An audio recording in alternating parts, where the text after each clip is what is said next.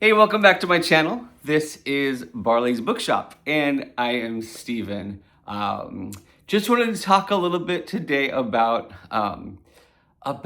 when we get to the end of a good book, right? When we get to the end of a good book and that feeling that we get left with. Now, the tricky part here is, of course, I never spoil books. Whether I'm doing a book review or just chit-chatting about books, whether I'm doing it here on my channel here or whether I'm on one of the other apps, I don't like to spoil anything or even kind of remotely spoil anything. So kind of tricky to make a video right now about, hey, let's talk about, when books really, stick the landing, right? Let's talk about books that have really cool endings without talking in detail about the ending. But that's what I'm going to do. And the reason this came up was I just finished reading a really good book, a book called, it's a pretty popular book right now, called Kin by Tayari Jones. A book I'll probably make a review about for my channel here because I just loved it so much. And it's a pretty big book and it's a pretty epic book and it goes through a lot of things. And there was this, when I closed that book and finished that last page, I just had this like feeling of, wow, like when an author can take us on this long journey and still find a good way to wrap things up and end a story, because that's not always the case, right? I feel like that happens, it happens. How about we just say that? It happens where authors are really good at telling stories. Authors are really good at developing characters. Authors can be really good at writing really good, believable, authentic dialogue, and so on and so on. But there is a trick, I think, and I'm not an author, I'm a reader. There is a trick, I guess, that ending a book is probably, I think it's probably a little more difficult than we think it is, unless we're writers. I just think that there are some, bumps along the way. A lot of times we can file books into the category of when bad endings happen to good books, right? So let me show you a few books. Let me just show you a few books that when I finished Kin, it made me think of like other books that ended in a way that I was like, oh, that was good. That was a really good or satisfying way to wrap up this journey that I was just on. And of course, different books, different genres, this qualifies differently. Like a thriller book might end, like if you're reading a thriller, the good ending might be more of like oh wow, blow my mind, didn't see that coming, or maybe just like my genre of preference, kind of my go-to genre is more of a lit fic, more of a contemporary fiction. That's just, I do tend to gravitate towards the books that are more like, hit me in the heart, make me feel all the feels kind of thing.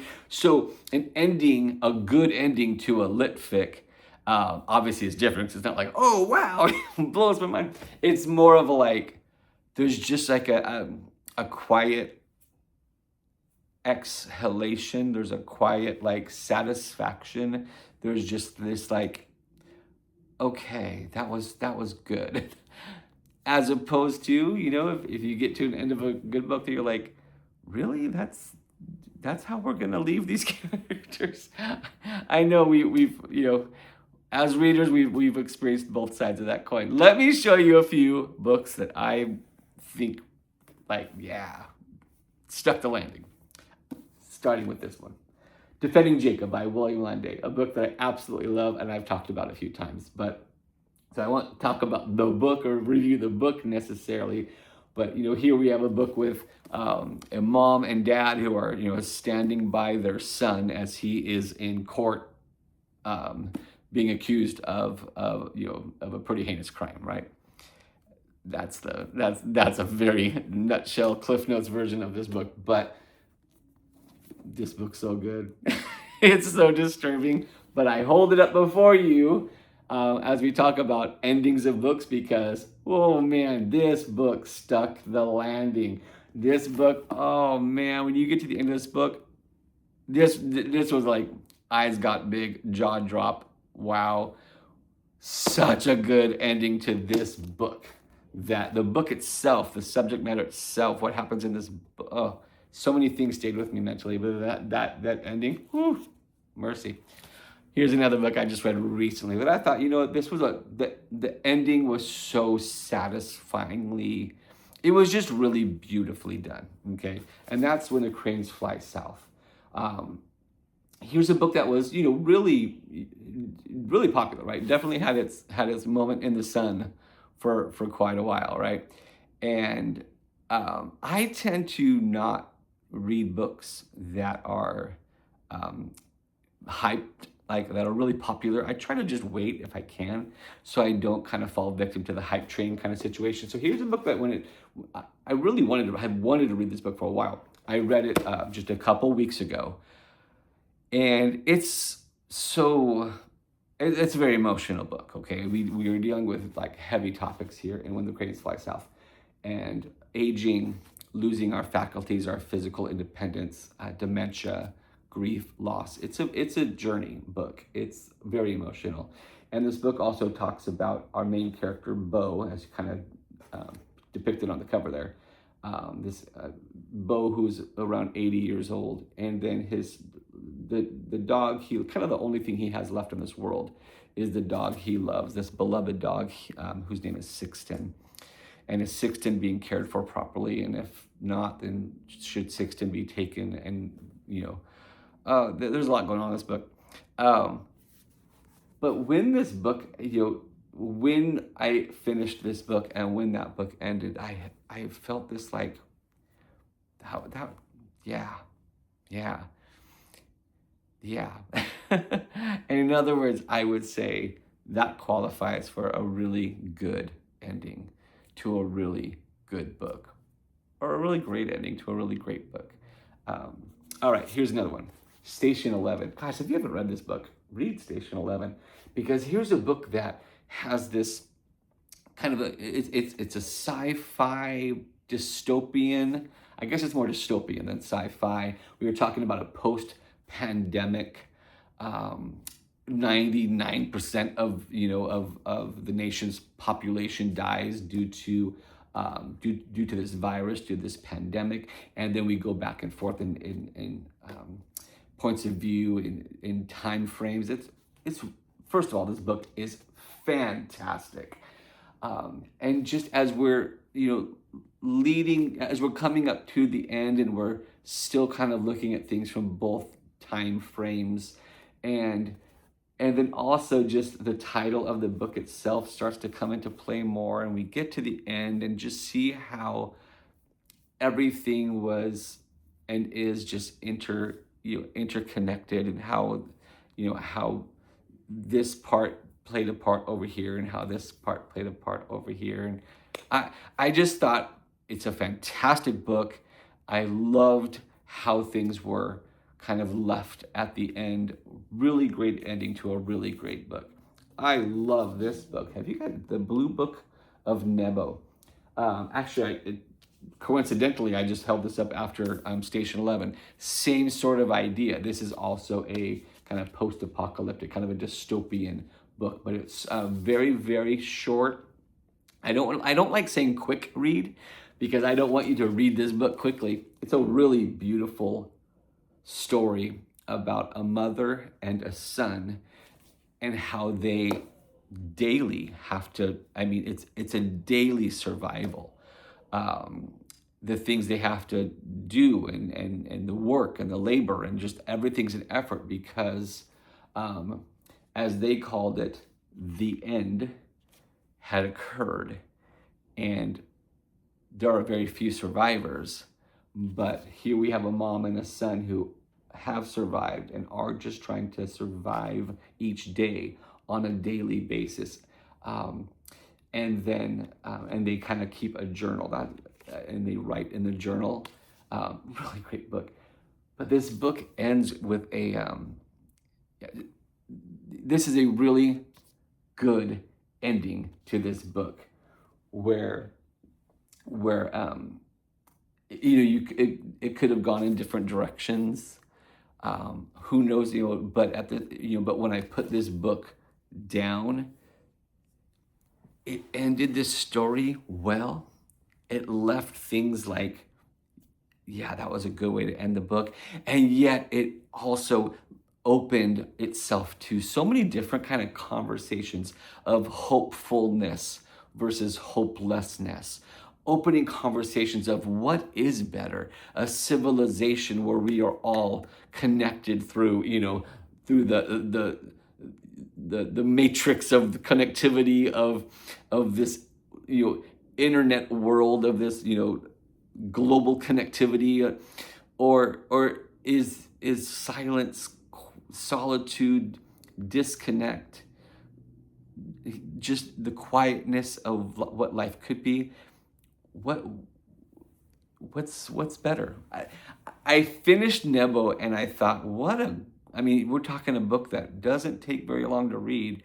And I think when I did the review on this book, I'm like, when you finish reading it, take a few minutes to digest it, but then go back and read it again. And just, go back. First, which is beautiful. The author is actually written in Welsh. Manon Stephen Ross. I think this won quite a few awards. And this Welsh author, the beauty of this writing, the beauty of the language, it's so good. And just the way that ended, it left me with that's a great way to end a book. Okay, now, before I show you the book that missed the mark, because I wanted to end with one. I could have just showed you all good endings, but it's always fun to be like, hey, this one kind of missed the mark. So let me show you this last one. What a great ending to a tiny novella, and that's Foster by Claire Keegan. Wow. If you haven't read Foster by Claire Keegan, if you haven't read Small Things Like These by Claire Keegan, if you haven't read the collection of short stories by Claire Keegan, read Claire Keegan. No one does it better. When it comes to less is more, when it comes to maximizing each word that's actually on the page, Claire Keegan is like the antithesis to the way Stephen King writes, or the antithesis to the way maybe like Charles Dickens writes, where like everything gets described in far too many words. And I love both those authors too, by the way. But there's such an art, I think, a masterful art to how Claire Keegan writes, where she can say so much with so little. And here in Foster, just focusing on this young girl and her home life and having to spend some time away at a relative, and how that kind of changes certain perspectives. And I will just say this. If you read Foster, I know that that if you've read Foster, the end, you can still hear it in your own heart, that the end of this book is like, oh wow, that is great. Not only do we have this little tiny novella that can just fill your heart up with so many emotions, but man, that's how you end.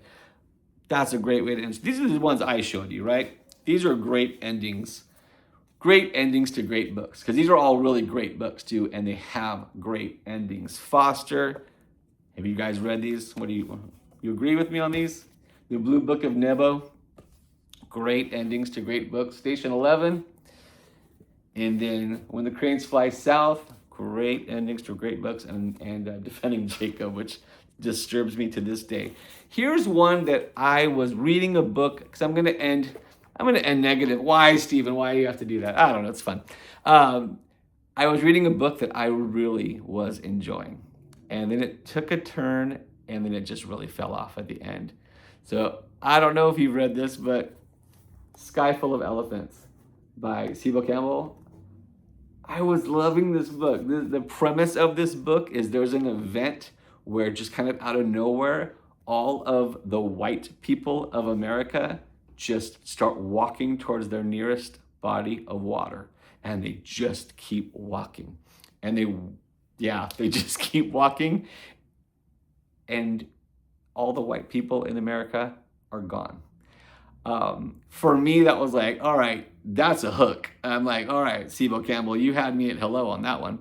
And the book starts, and that premise starts, and we are left with a country of people of color only. And man, I was so fascinated, so interested, and things were happening with kind of like this like new version of America where there were no white people, and how that affects infrastructure, government, politics, economy.